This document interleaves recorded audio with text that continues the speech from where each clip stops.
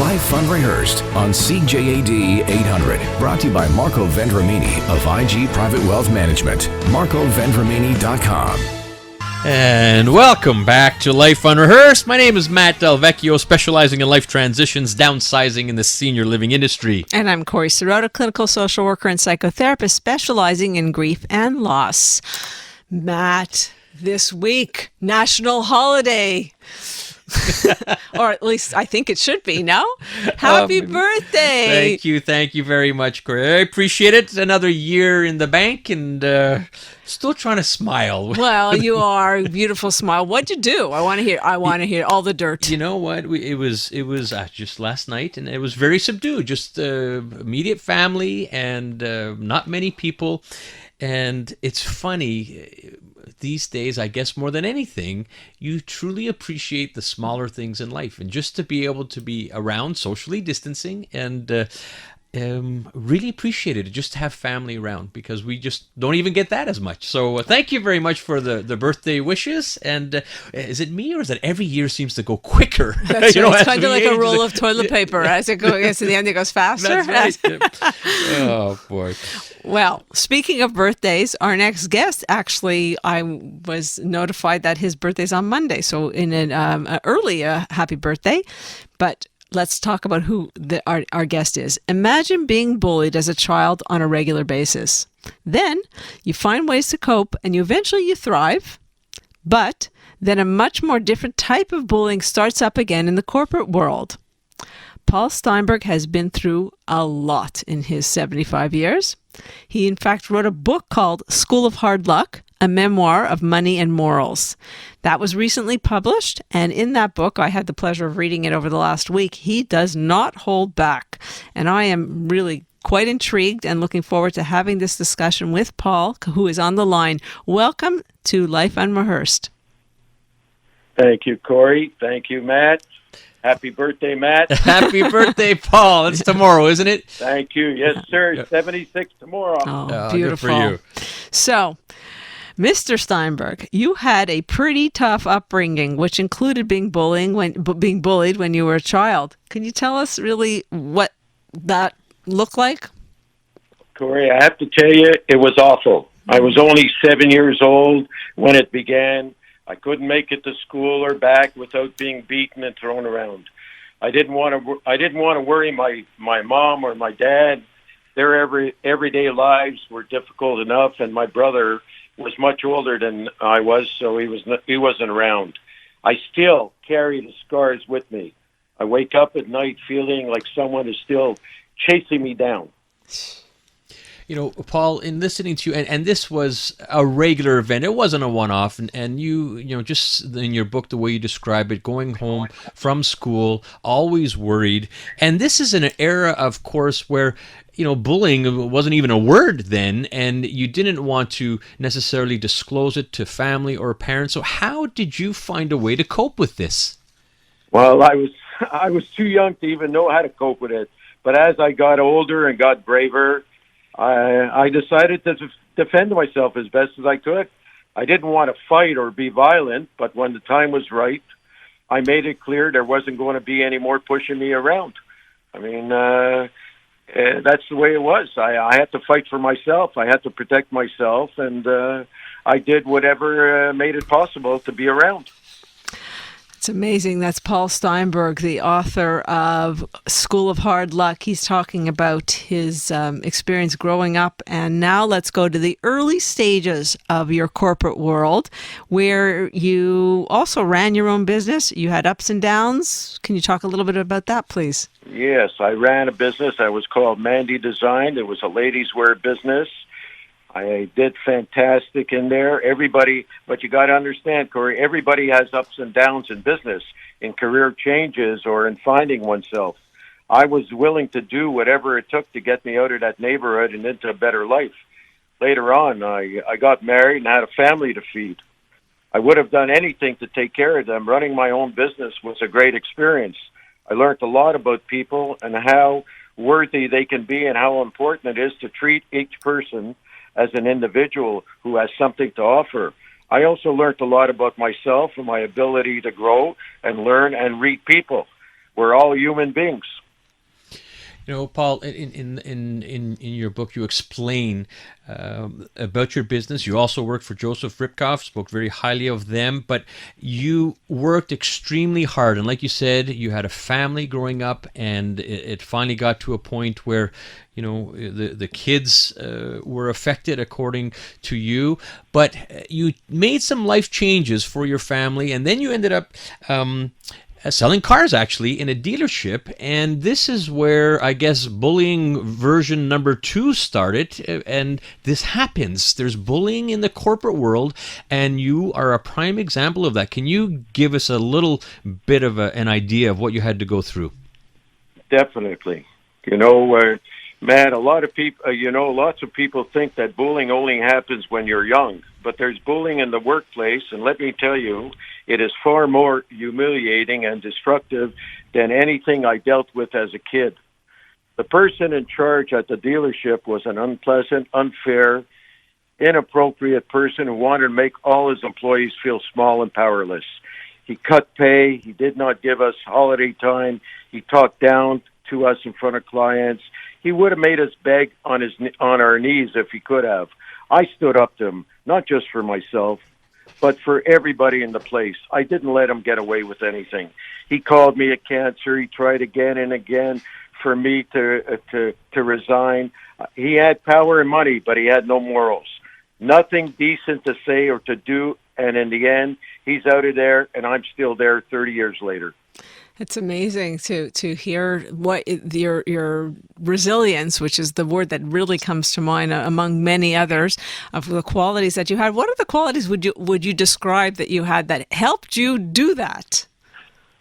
Well, I didn't have power. I can tell you that I didn't have power, but I just felt that I'm not going to let. I was beat up enough as a kid, and I'm not going to let it continue. I'm just not going to give in.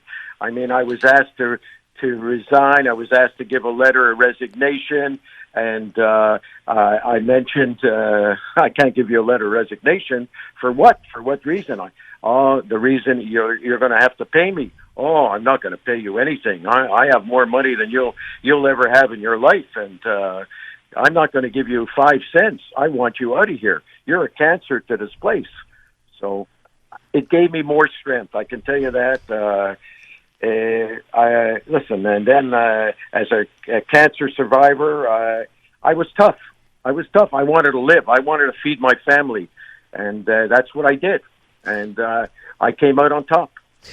I'm the winner. We're talking with Paul Steinberg here on Life Unrehearsed, and Paul sort of documented his life and his ongoing life in a book called School of Hard Luck that was just published. In listening to you, Paul, it was a very toxic environment at the dealership.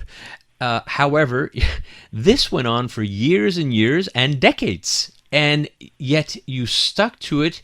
Most people, Paul, would say, forget it.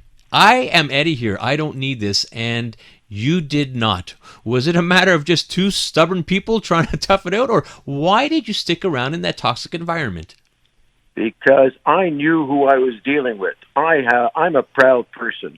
I'm a very proud person. I've got a tremendous relationship with people and everything. This so-called gentleman was jealous of me because I had a great reputation. I was good with the customers. I never beat them. I never lied to them. Unfortunately, this person did the opposite, and he didn't like that. I was telling the truth, and I kept on until this day. I have not changed. I'm the same way, and that's why people come back to me, because I'm a straight individual. I will not lie to anybody, give them the wrong time of day, and I don't have the power. Of course, I don't have the power, but I have the smartness. And that's what keeps me going. The willpower. You can say I have the willpower, and I feel good about myself. I always did. I feel more so today than ever before. You are incredible, really, really incredible. I want to keep talking to you, but we will have to take a traffic update. But before, please stick around, because we're going to talk about how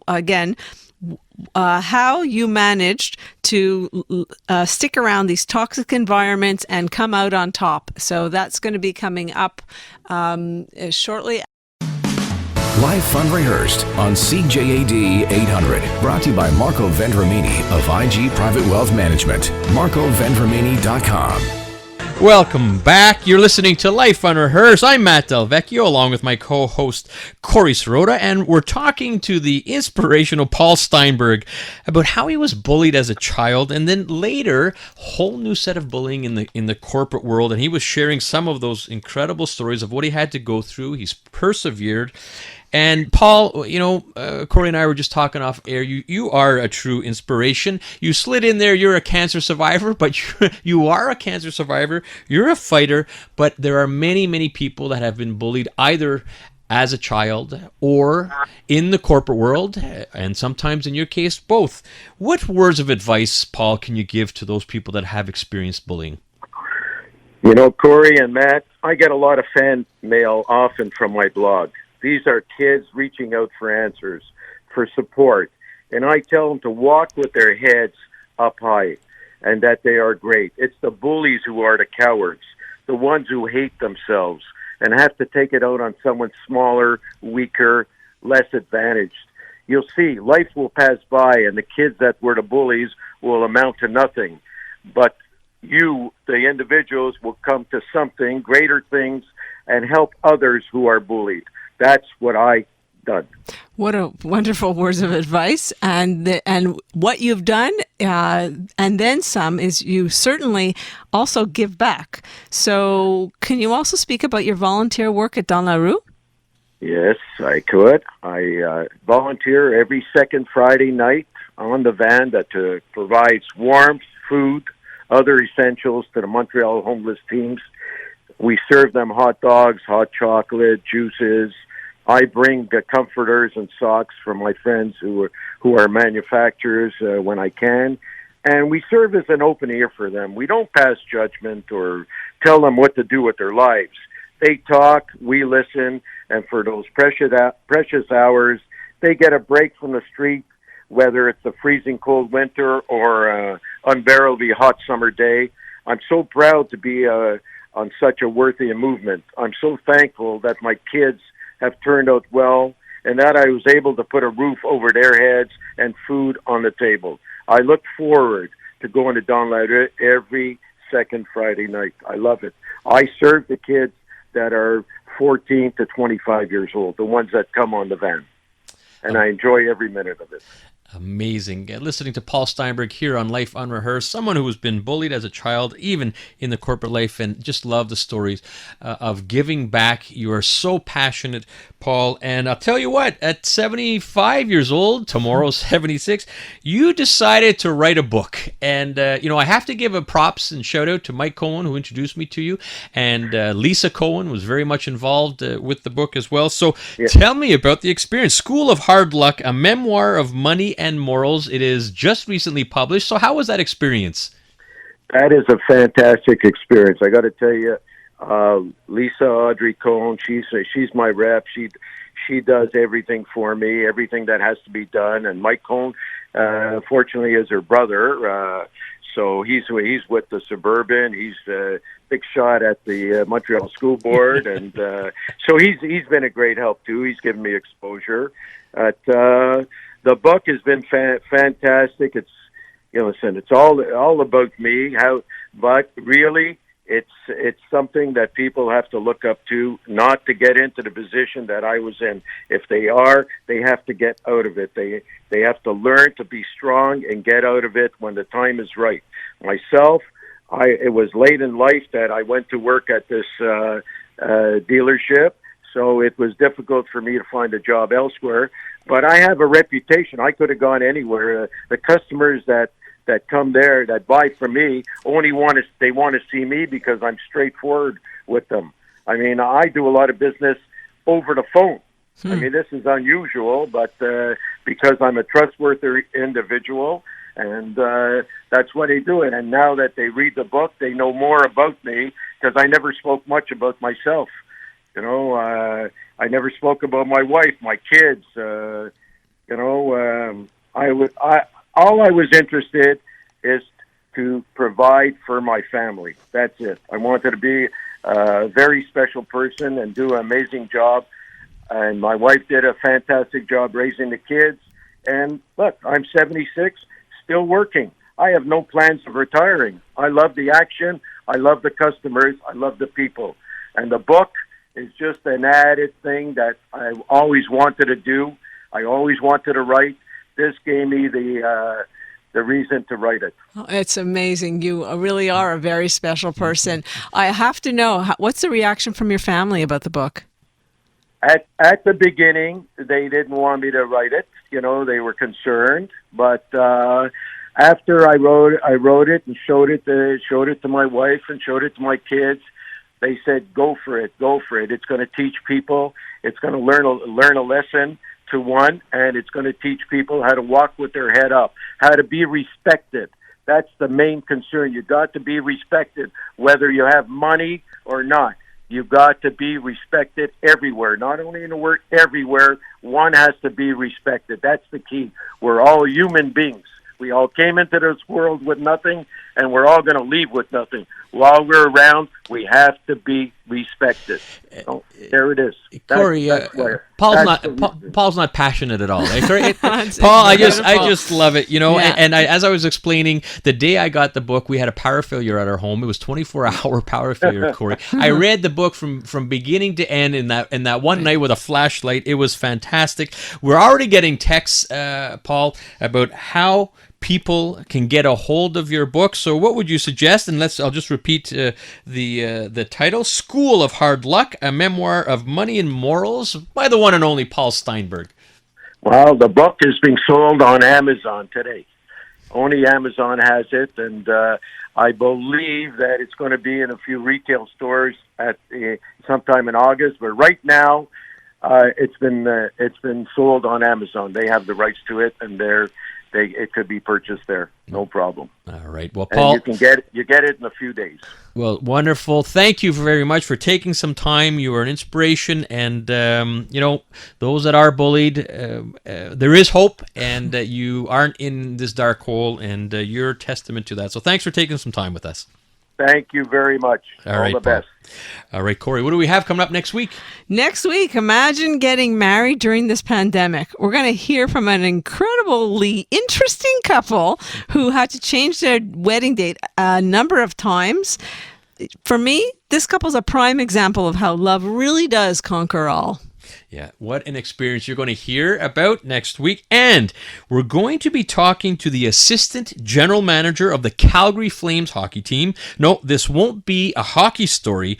This will be about Chris Snow, who was diagnosed with ALS a year ago at the ripe age of 38 years old. Well, we're going to hear from Chris and how he's defying the odds. That's next Sunday on Life Unrehearsed, where you can hear us every Sunday at 4 p.m. on CJD 800.